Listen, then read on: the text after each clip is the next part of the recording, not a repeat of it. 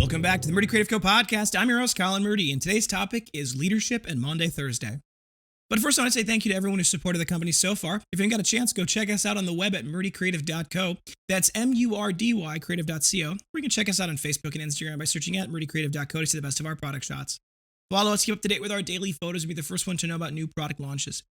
You can also subscribe to us in the bottom of our website to be included in all of our new product announcements. Be sure to check out our laser engraving, personalization options, and exclusive colors on the website, or you can get a blank one on Amazon Prime. So today, Maundy Thursday, is an important point in the Christian faith, and it's also an important point in the Jewish faith, which Passover is coming. And today is Maundy Thursday, tomorrow is Good Friday, which is when Jesus died, and Sunday is obviously Easter Sunday, when Jesus rose. Now, there's a lot of lessons that obviously are held in the life of Jesus. In fact, there's an enormous number of lessons. But one of the lessons that comes from Maundy Thursday is actually my favorite, and I think it applies best in some ways to the leadership that we all must, at times, commit to. So, to fully get the story, though, you need to understand a little bit of context surrounding this. For the Christian faith, Maundy Thursday is the institution of the Lord's Supper. This is during Passover. This is the Passover meal. Remember, Jesus was a Jew, and all of his disciples were Jews. And so they were committed to doing the Passover meal. Jesus at this time already knew who was going to betray him. He already knew what was going to happen. So he does this meal with his disciples. And then after that, they go to the Garden of Gethsemane. Jesus prays for this cup to be taken from him. And then Good Friday happens. He's crucified in a brutal way, and he dies. 3 days later on Sunday, he rises. And it is one of the greatest things in all of history. But today we're going to focus on specifically a passage about what happened before the supper. This comes from John 13, 1 through 17. Now, before the feast of the Passover, when Jesus knew that his hour had come to depart out of this world to the Father, having loved his own who were in the world, he loved them to the end. During supper, when the devil had already put into the heart of Judas Iscariot, Simon's son, to betray him, Jesus, knowing that the Father had given all things into his hands, and that he had come from God and was going back to God, rose from supper. He laid aside his outer garments, taking a towel, tied it around his waist. He then poured water into a basin and began to wash the disciples' feet and wipe them with the towel that was wrapped around him. He came to Simon Peter, who said to him, "Lord, do you wash my feet?" Jesus answered him, "What I am doing you do not understand now, but afterward you will understand."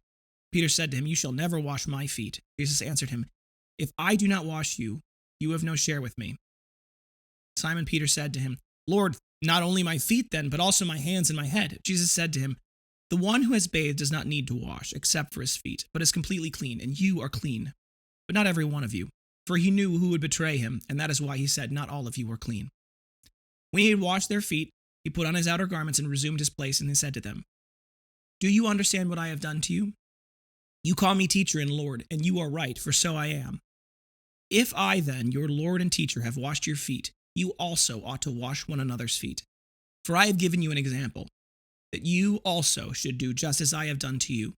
Truly, truly, I say to you, a servant is not greater than his master, nor is a messenger greater than the one who sent him. If you know these things, blessed are you, and if you do them."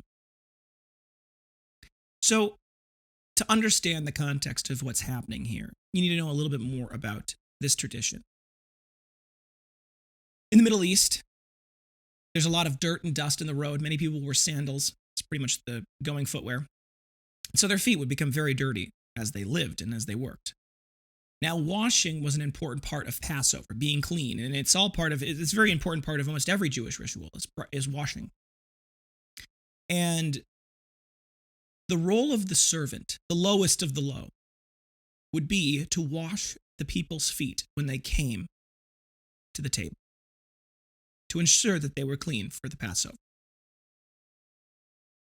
In this situation, Jesus, who is the King of Kings, Lord of Lords, and is the top of the food chain in this context especially, stooping down, putting on the robes of a servant, the towel, and then washing the feet of his disciples. It was something completely unheard of. And it was a new type of leadership, and it's a great example that he sets. Now, the rest of the story is deeply impactful, and it's meaningful for us as well in the effect that you see the crucifixion of the innocent. But in this particular context, the thing I think we should focus on is that even though Jesus was in charge, he was the boss by every context, he stooped down, humbled himself to wash his disciples' feet. Now, there's another book out there called Leaders Eat Last, and it's a good book along these same lines, and it's talking about the idea that leadership, true leadership, isn't considering yourself better than others. It's not considering yourself at the top of the food chain and, everyone must bow down to you. It's a concept of a servant leader, a servant heart, saying, I, as the person in charge, am here to serve you, my employees, to help you. And because of that, it is my job, my role, to do what I can to assist you in your daily work, in your personal development, in your emotional stability, any way that you can. It's kind of a different attitude on leadership than we normally think of. In fact, it's a very different attitude on leadership than we normally think of. And it's not commonly practiced, I think, but if you can think back to those who do practice it in your life that you've seen, it is a very powerful and very important element of leadership. Now, this idea that the leader is not above the work, is not above doing anything, is instead critical of the part, critical to do the thing that needs to be done, is willing to step in and lead by doing, that's really meaningful. Now, I've tried to do that as much as I can in my workshop, and I have failed from time to time for sure. But I can say that in the times that we have had difficulty, especially at the workshop, being there, being part of it, helping, assembling books, running engravers, those are all things that have been deeply meaningful to me as a leader, beyond obviously the help they have provided to the team. And with this whole Dale Carnegie thing that's been going on and learning a little bit more about interpersonal communication and things along those lines, I realized that it's so important because if you don't do it, if you don't have that servant leadership heart, it's almost impossible to get people to listen to you. It's almost impossible to get people to follow you, willingly at least. And that's what you want. You want people to be motivated to follow you and to do what you need them to do because they, in some cases, because they love you, because they care about you and they care about the work that's being done and they want the best. And there's this kind of line, before they care about what you know, they need to know that you care or something along those lines. It's normally cleverer than I just said it, but this is an area where, Jesus sets the example, saying that he is not above this role. And I think it is important for us as leaders to say we are not above any role in our organization. I think it's easier when you're a small business owner to do that. I think it's easier to think that way because I remember being the one making everything. I remember sitting there on Saturday nights, boxing up orders for Amazon. I remember running engravers, running the press operations, assembling. I've done all of the things that were needed for the company because I essentially came up with all of them. And so having done that, I think it is easier to lead in that regard of that, saying that it's like, I know what it's like. And I think organizations that have their management team go through assembly or line work or whatever the most basic element of the work that their company does and then goes into leadership, I think most of them have found great success doing that. Because if you know what's being gone through, if you put yourself in their shoes, it's much easier to understand the problems that they bring to you. Now, it is a difficult time, and I think many of this moment in the Christian faith, this Maundy Thursday, Good Friday, and Easter Sunday, it's a time to reflect on our sins. It's a time to reflect on our failures and the great sacrifice that Christ did, dying for us and for our sins. And I actually think that it is something that is a good thing to do regularly, to reflect on our failures, because everyone has fallen short of the glory of God. And so because of everyone's sin, because of everyone's failure, we need to understand that we as leaders will fail too. We will not live up to the high ideals that we set, and our employees will not live up to the high ideals we set for them. And so grace and mercy need to flow. We need to have an attitude of forgiveness and an attitude of understanding. That can be hard. It can be very hard, especially when things are difficult. But we need to have that forgiveness. We need to have that servant leadership. We need to be able to say, I am not better than you, and I have failed too. Because if we can go into every instance and every situation with that attitude, we will be better leaders. So I commend you for all of the sacrifices that many of you have made. And I think that this is a good time to sit for a little while and quietly think about ways in your life that you can be a better servant leader, that you can be the first person in and the last person out. I'm doing the same.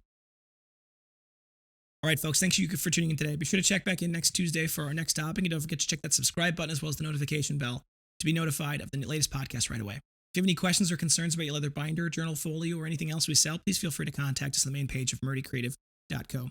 You can also contact us via Instagram and Facebook. You can text, email, call, direct message, all the usuals. We'll do our best to get back to you as soon as possible, but we do appreciate your patience.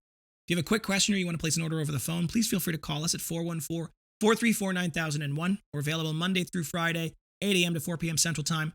You can also text us at that number as well, 414-434-9001. If you do leave us a voicemail either during hours or after hours, please include your order number. It starts with an S and then is followed by a bunch of numbers. If you're talking about an order specifically, it always helps us kind of triangulate the order and figure out exactly what the problem might be. If you think we deserve it, a good review can go a long way to help us grow our new community. Both a review on podcasts, whatever app you're listening on, as well as a review on the product itself. If you go to murdycreative.co/reviews, you can read all of our amazing 5-star reviews there. There's a button that says leave a good review. If you click on that, it'll take you to facebook.com/murdycreative.co/reviews. There's a question there. Do you recommend the Murdy Creative Company? You click yes, and then you can write your review. We love them. We read them. I read them out loud to the team often. Really encourages us.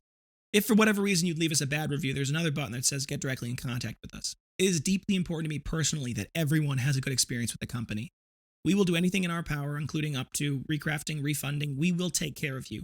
We'll do what it needs to make it right, but please give us an opportunity to do so before you leave us a bad review. Word of mouth is the best form of advertising, always has been, always will be. So please tell your friends about the company. If you want to get a little something for doing that, be sure to log into the website, create a profile, and then you go into the bottom left-hand corner of the website. There's a little button there. When you click on that, it opens up the rewards tab. Any purchase you make gets you 10% back as in-store credit using our points, Creative Points system, or Creative Coins system, I should say. There's a shareable link there as well. That shareable link, when you share that with your friends and family, they get $10 off their first purchase, and you get $10 of in-store credit when they make that purchase. So it's a great way to share the company and helps us. If you have any podcast topics you want to hear more about, send them my way. I am always looking for new things to talk about, and if you guys have any questions or concerns about things, I would love to share. So feel free to reach out either via email, sales, S-A-L-E-S, at murdycreative.co, or you can send us a comment, or you can comment below if you're on YouTube. If you're looking for multiple gifts, binders, folios, journals, anything for your gifts, giveaways, menus, really any reason, we do have bulk discounts available. They are built directly into the site. So all you need to do is add whatever you would like to your cart. You can mix and match to your heart's desire. The bulk discount is only based off the total cart quantity. So once you've added everything to your cart, you can click checkout. The automatic bulk discount should apply, and then you can check out from there. If you have any questions or you're a little curious about what the numbers are specifically for the different quantity discounts, feel free to send us an email, sales, at murdycreative.co, and we'd be happy to walk you through it. We do have our personalizer built into almost every product on the website. So you can go on to almost every product that we have, click on the customize this item, and then you can get your logo, your additional engraving, fancy text. The sky is really the limit in many ways for the engraving, so you can add your own custom engraving to it. There is no minimum order quantity and no setup fee. It's a simple flat fee of normally about $15 per item. Can depend a little bit on the complexity and size of the engraving. If for whatever reason the item that you want to buy is not available in the customizer, please feel free to send us an email at sales@murdycreative.co, sales@murdycreative.co, and we'd be happy to help create a mock-up for you as well as a custom order link. Thank you guys so much for tuning in. Have a great day, and goodbye.